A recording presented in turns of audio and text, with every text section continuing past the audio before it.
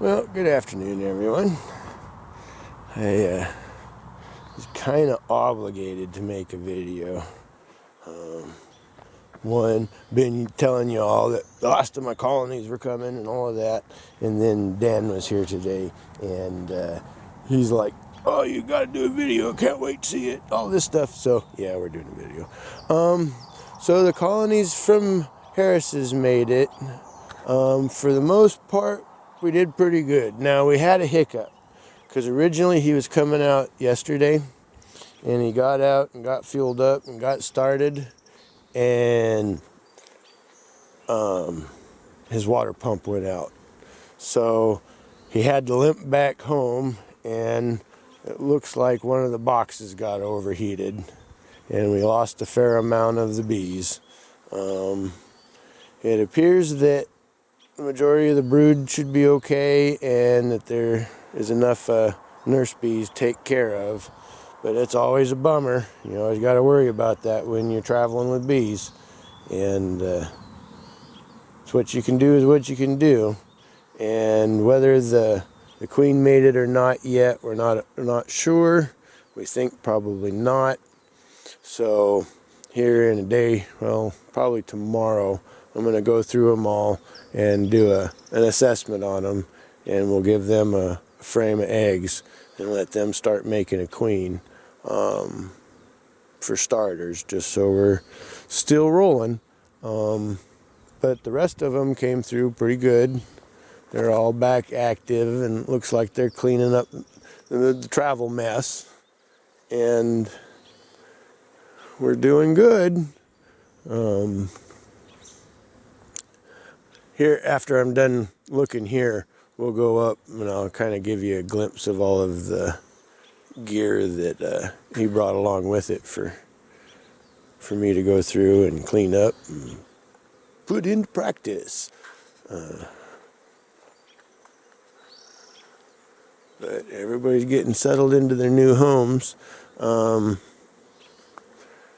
kind of cool. The bottom boards, they've got the wire with the 3 screws.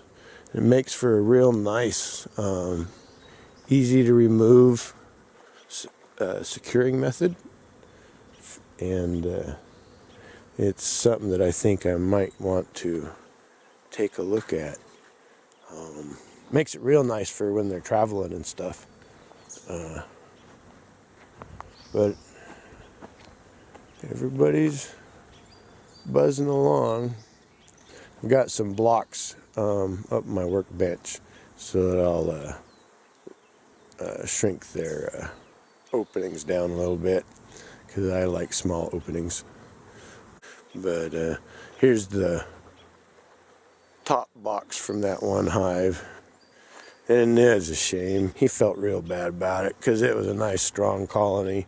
But what he thinks kind of happened, they were one of the ones that had the larger amount of brood in them, so he thinks that there might have been a pretty good birthing gone on, and everything get all plugged up with it. And that can happen. It got warm yesterday. But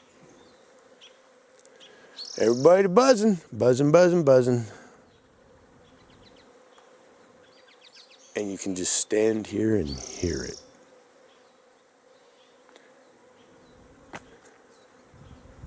Love that sound.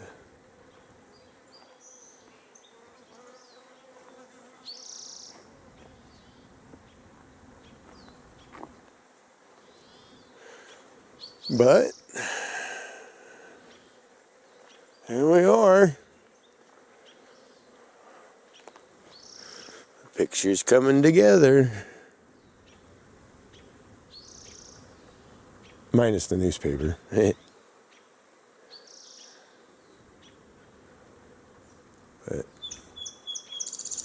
And then I'm going to keep the front bench pretty much empty.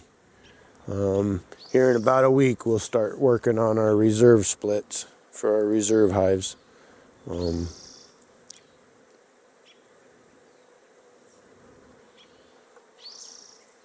One per slot. So what is that? 1, 2, 3, 4, 5, 6, 7, 8. Yeah, I had figured about 8 to 10. I don't think I'll necessarily do them all at once. I think I'll kind of break it up into half.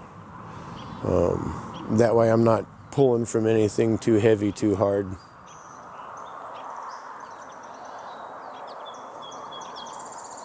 Luckily it's nice and warm now, so I can make small splits and just let them ride. And I've got plenty of food comb. That's what I brought down here. This whole box right there is full of honeycomb. Figure I'm going to give it to the noobs if they need it. Give them a food. Break some of it open, make them clean it up, so they got to eat it. All right, well, hey, now let's go look at the gear. I'll turn you back on when I get there. Roses bloomed. Not real great on weed eating, but roses are pretty.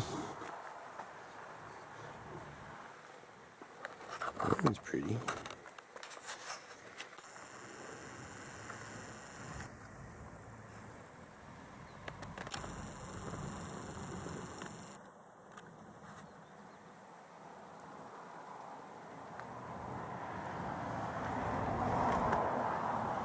And my puppy dog. You want to come inside? Come on. Okay, I had to reshoot this part because when I went to go do the editing, there was so much crud on the lens of the camera that all the camera would do is focus on the crud on the lens. But I wish it would focus on honeybees that well. But here's the stuff that he brought me. There's some, I mean, they're pretty beat up, but they'll make it a season or two after I clean them up. But there's some breeding boxes, some small frame or small nuke. I think he said they're like 4-framers. So I should be able to put a feeder and then like 2 or 3 frames. So that'll be good. This is probably going to be my winter's project. I'm going to turn it into my my breeding factory. That way I can have a small colony on one end of it and be able to pull stuff from it into chambers and like timing boxes, I guess. I don't know. I don't know some of the correct terminologies. The other stuff, he brought me some more pollen traps to clean up. And this is the other style pollen trap he's got. It's a front, front drawer.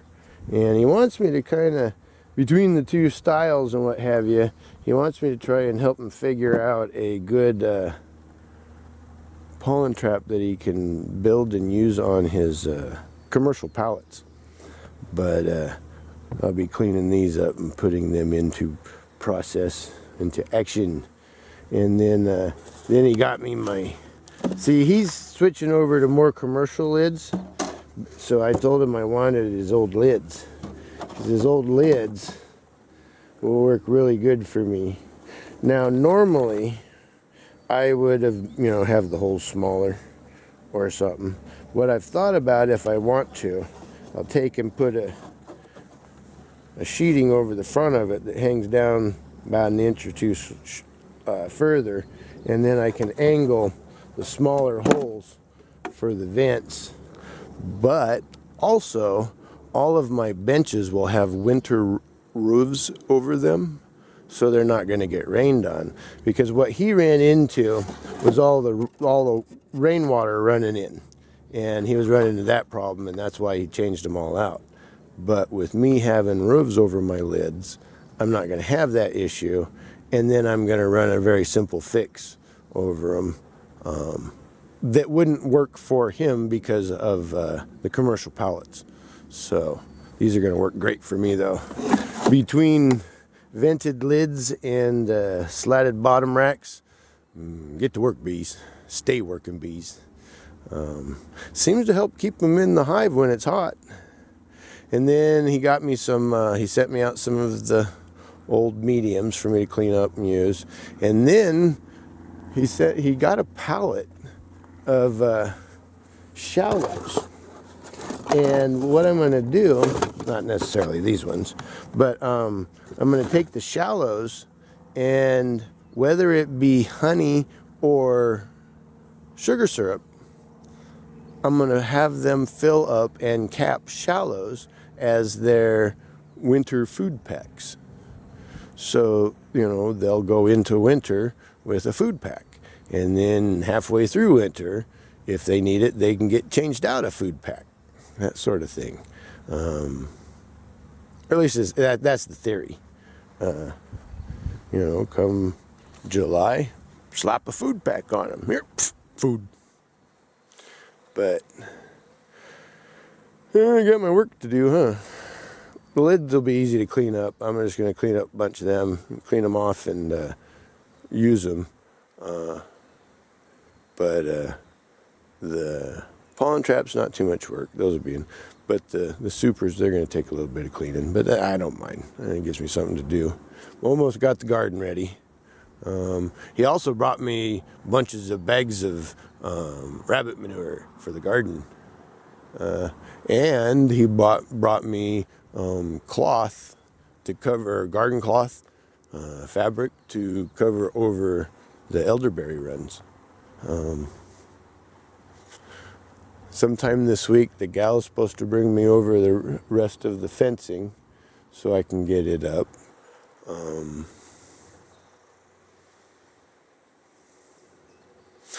I was a little worried because when he was telling me about stuff he ran into the other day, he was talking about greenhouse, the arches. And on Facebook Marketplace, he found a guy that was selling them, and he picked up a bunch of them for $10 a piece. And Harris has this other buddy named Dave. Well, he's actually no longer. I'm the other buddy, Dave. But he was saying that Dave was wanting a greenhouse. And yes, this Dave wants a greenhouse. And that he had these poles for this Dave. Well, he didn't specify the other Dave. So I thought it was me. And I was all panicked going, where am I going to put a 20 by 50 greenhouse? I mean, I've got ideas, got plans, but I don't got that much muscle. And when he got here today, I asked him about it, and we were laughing about it. He says, no, the other buddy Dave. I was like, oh, good. But we got blackberry bloom. Just starting. Alrighty, well, I'll let you all go. I just kind of want to show you guys the Christmas in June.